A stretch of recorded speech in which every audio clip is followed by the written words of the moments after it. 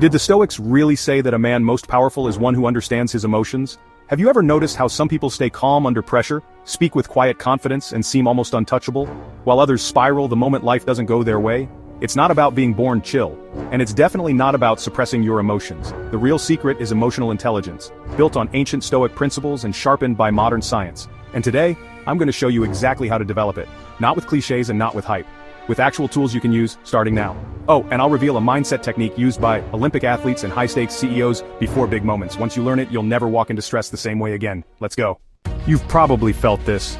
You're in a tough conversation and you say something you instantly regret, or you walk away, silent, but inside you're raging. Or maybe, you keep replaying that moment in your head thinking, why do I always react like that? It's frustrating. You know what you should have done. But emotions? They hijack logic, they act fast, and you're left cleaning up the damage and looking like a fool to everyone. Now here's what most people do next. Nothing. They label themselves, I'm just bad with emotions. Or worse, this is just who I am. But what if it's not? If you've ever watched a single one of my videos, you'll know my take on that. You decide who you are. What if you've just never been trained to use your emotions as information instead of letting them run the show? Because emotional intelligence isn't some fuzzy, feel-good idea, it's a learnable skill. And when you pair it with the discipline of Stoicism, it becomes a force that rewires your reactions, sharpens your focus, and transforms how others see you. Don't believe me? Check this out. Research from Harvard and Yale found that people with high EQ, emotional intelligence, outperform people with high IQ 70% of the time. Let's make this clear. IQ absolutely matters. It can help you think critically, solve problems fast, and stay 3 steps ahead. But in the real world, it's not just about how smart you are, it's about how well you manage yourself and others. Emotional intelligence gives you the edge where raw intellect can't always reach, when things get tense, when relationships get complicated, or when stress hits harder than logic ever could. You can be brilliant and still lose control in an argument. You can have a genius-level IQ and still misread people, burn bridges, or spiral under pressure. That's why top performers, in business, sports, leadership, they don't just train their mind, they train their emotional awareness, their discipline, their empathy, their self-control. That's emotional intelligence. And when paired with IQ, it's a game changer. You're basically the big bad wolf at that point. Smart doesn't always win, and that's what we're after here. Victory. People who can feel without falling apart, those are the real leaders. So let's build that, step by step. And stick around, because later I'll show you how ancient Roman emperors used visualization of disaster to stay emotionally unshakable. Let's start with the first pillar, self-awareness. Marcus Aurelius said, if you are troubled by external things, it is not they that disturb you, but your judgment of them. Translation, you're not reacting to reality. You're reacting to the story you're telling yourself about it. Let me show you something powerful, real quick. It's called label your emotions. You don't say, I'm pissed. You say, I feel rejected. Change I'm stressed into, I'm afraid of falling behind. Dig deep and be honest. Studies out of UCLA show that labeling emotions literally lowers activity in the amygdala, the fear center of the brain. You shift from emotional chaos to clarity. It's like turning on a light in a messy room. You can see where everything actually is, and only then can you clean it up. Try this every morning or right after a tense moment. Write down what you felt and why. No filter. You'll start spotting your own patterns like a coach watching game tape. Now we move to the second pillar, emotional regulation. Here's where it gets deep. The Stoics practiced something called prosoch. It means attentive mindfulness, like a mental guard at the gate of your reactions. Before they spoke, they paused. Modern neuroscience backs this up. Viktor Frankl, Holocaust survivor and psychiatrist, said, between stimulus and response there is a space. In that space is our power to choose. And if we're being honest, most of us never find that space. We jump from trigger to reaction to regret, like emotional speed running. But here's how to break the cycle. Next time something sparks you, breathe. Inhale for 4, hold for 4, exhale for 6, then ask, what would the strongest version of me do right now? Not the most clever, not the most aggressive, the strongest. And give it 10 seconds. 10 seconds of silence can save you hours of cleanup. Now let's interrupt this whole vibe with a quick analogy. Imagine you're at the gym. You don't get stronger by avoiding resistance.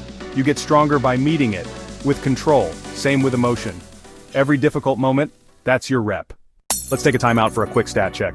Right now, we'd already be at 1,700 subs and monetized if even half the people who watch these videos hit subscribe. No pressure, just real talk. If you're watching and getting value from this, you're already part of the crew. Subscribing just makes it official, and it helps this message reach way more people who actually need it. So if you're in, let's hit that milestone together. Click that button, and let's keep building.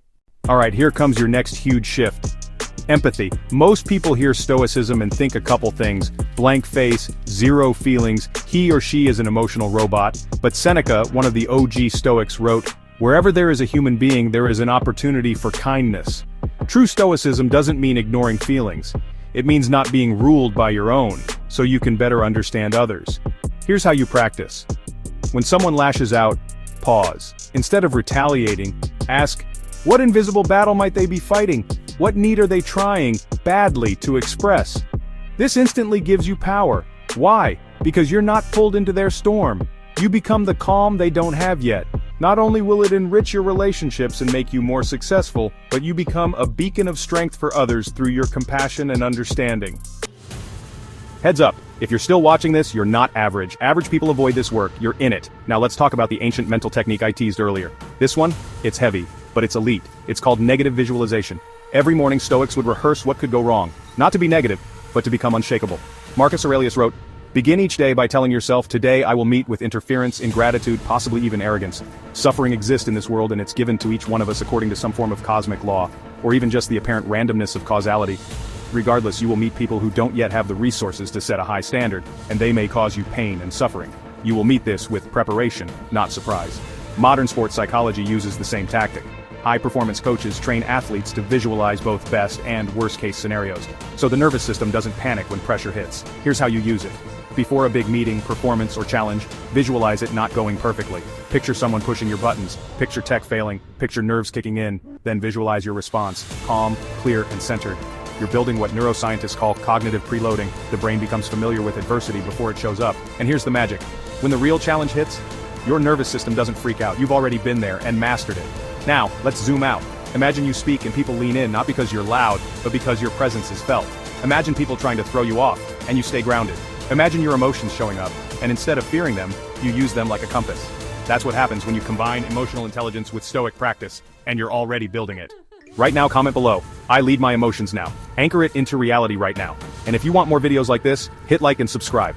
But more importantly, watch the next one. Go to my channel and find all the videos on Stoicism to find out how to master your reality like they did. Because I'll show you in each video how to stop self-sabotage and build a mind that backs you up instead of tearing you down. You're not drifting anymore. You're steering. You're the captain of your ship and the master of your own destiny. That changes everything. You've already built enough momentum by watching to the end. Now let's make it permanent. See you in the next one, and as always, good luck!